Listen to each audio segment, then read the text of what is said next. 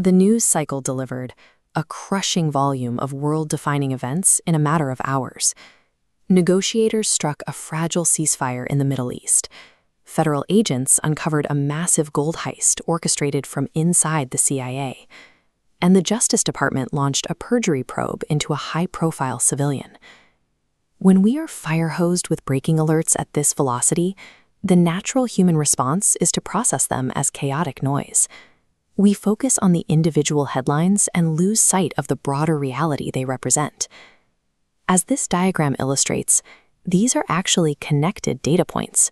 We are watching a real-time, synchronized stress test of the three foundational pillars holding up the American state: diplomacy, intelligence, and justice. This timeline charts the first major breakthrough in the ongoing conflict involving the US, Israel, and Iran. American and Iranian negotiators agreed to a 60-day memorandum of understanding, a temporary window to pause the violence and negotiate Iran's nuclear program.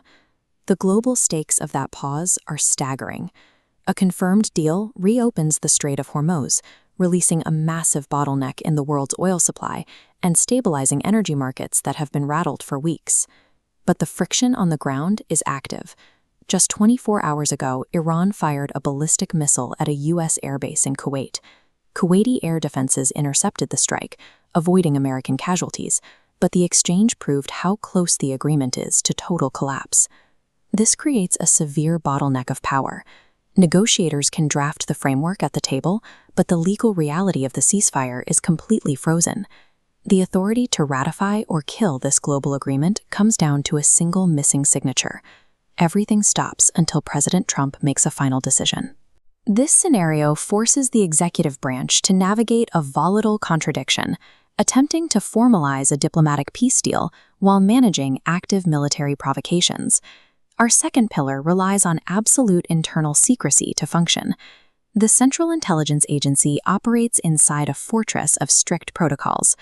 This flowchart models how David J. Rush, a former senior CIA official, diverted hundreds of gold bars under the cover of operational expenses.